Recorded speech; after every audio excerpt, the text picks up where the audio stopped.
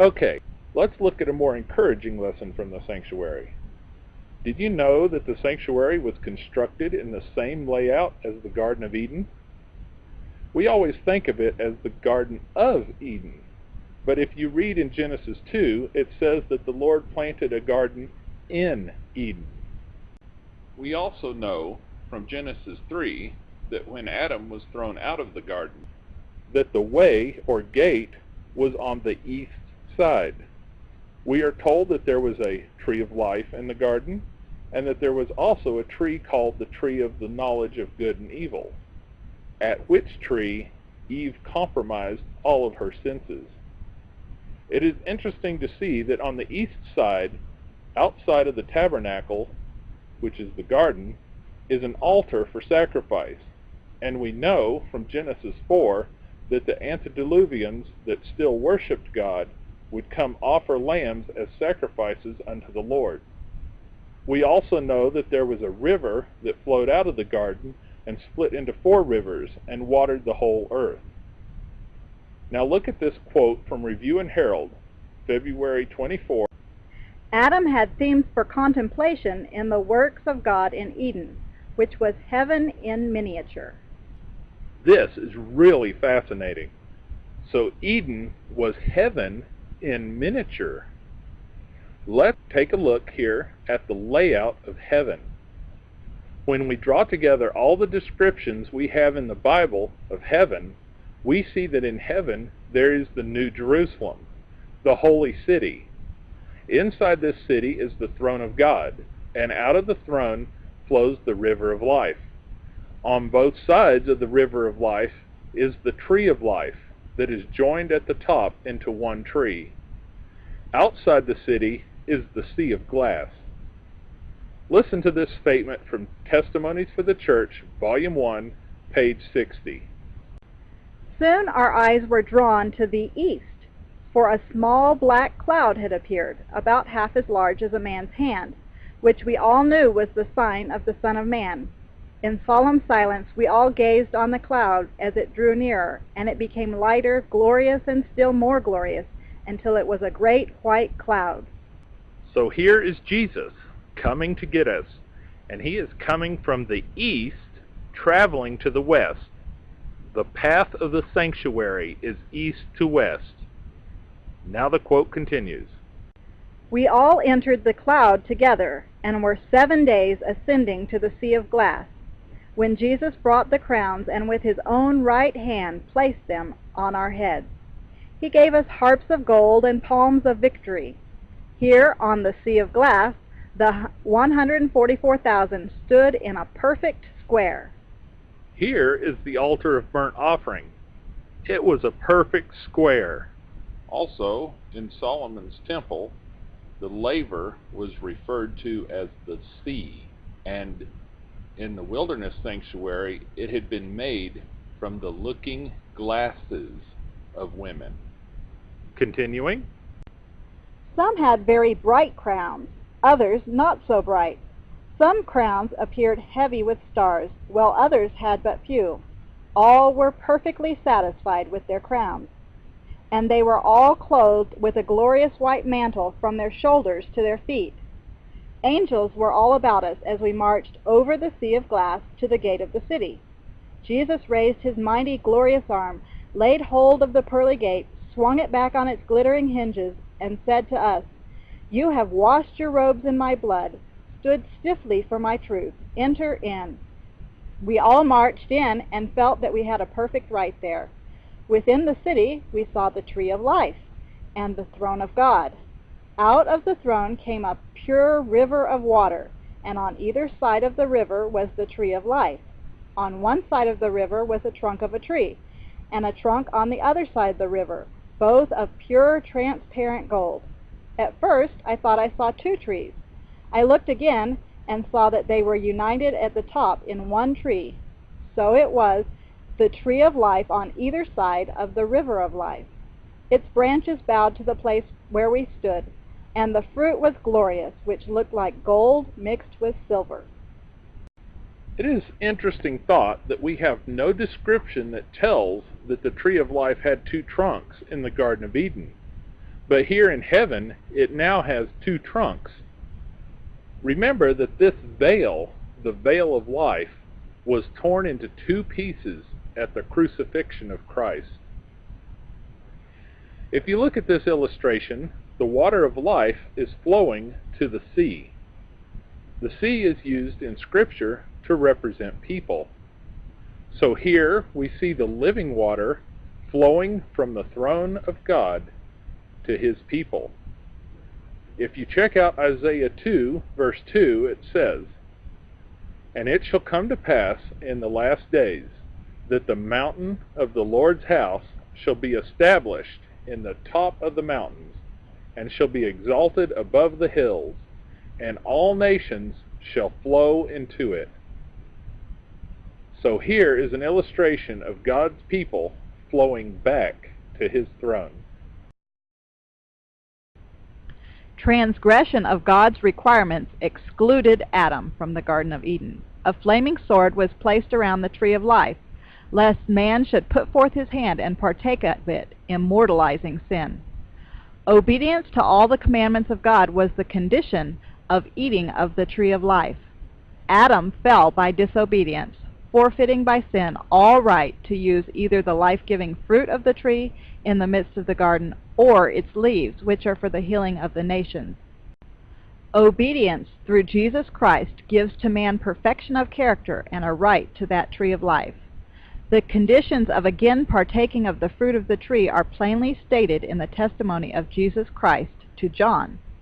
"Blessed are they that do his commandments, that they may have right to the tree of life, and may enter in through the gates into the city." Okay, here's another one. Remember the illustration of earth and heaven? As you leave the surface of the earth, traveling toward heaven, the first thing you come to is the earth's atmosphere. This is the veil at the 5 pillars. Satan is not only attacking the senses in our physical bodies, he is polluting the atmosphere of the earth with all kinds of pollution, chemicals, heavy metals, radiation, and radio waves. After all, he is referred to as the prince of the power of the air, Ephesians 2, verse 2. Past the atmosphere, you have space. This is where the galaxies, planets, and constellations are. Constellations such as the Pleiades, otherwise known as the 7 Sisters. In the Bible, a woman represents a church. In the book of Revelation, there are 7 churches that are associated with 7 stars. This is a very interesting study that I do not have time to illustrate, but the gospel is revealed in the stars.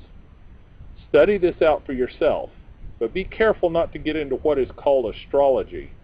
This is Satan's counterfeit of God's true purpose for the stars. Okay, next you have the veil of Orion. In the constellation of Orion, there is a hole. For years, scientists and astronomers have been watching that hole. There is a beautiful light that comes from out of that hole, but because of the dark clouds of gas that block the opening, our telescopes cannot see up into it. Look at this quote from the Review and Herald, August 1, 1849. "Dark, heavy clouds came up and clashed against each other. The atmosphere parted and rolled back. Then we could look up through the open space in Orion, from whence came the voice of God. The holy city will come down through that open space." When the high priest would come out of the most holy place on the Day of Atonement, he had to come through this veil, and then the veil at the 5 pillars. It is interesting that for years now, the Orion Nebula has been getting bigger. Maybe it's opening. In Revelation 6, verse 14, it says, "And the heaven departed as a scroll when it is rolled together, and every mountain and island were moved out of their places." So we have both veils opening as Christ returns to get us. Okay, let's switch gears again. Let's look at the comparisons between the sanctuary and the human cell. In the sanctuary, you will notice that the layout of the furniture is in the shape of a cross. The cross of Christ is what holds the sanctuary together. In the human cell, there is a protein that is the glue that holds the cell together.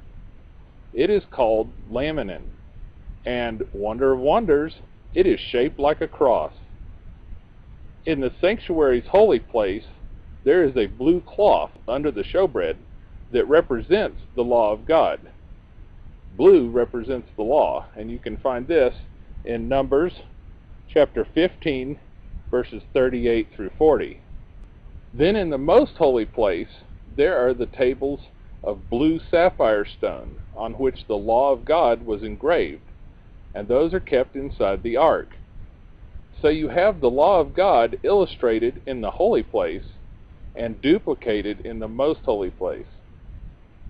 In the human cell, there is something called DNA. It is the law of the human body. It is in the middle chamber, the nucleus. In the nucleolus, there is something called RNA. It is the tool that activates the DNA, but it is not able to activate without the DNA. So there is a duplicate set of DNA in the nucleolus. This is very interesting because today we have what is called genetic modification. In this scientific procedure, scientists insert a needle into the heart of the cell and extract the DNA and insert a foreign DNA into the cell. Is that not what Satan wants to do in man? He wants to take out the law of God and replace it with his own law. Wow! Look at this statement in the Spirit of Prophecy, Volume 1, page 69. But if there was one sin above another which called for the destruction of the race by the flood, it was the base crime of amalgamation of man and beast, which defaced the image of God and caused confusion everywhere.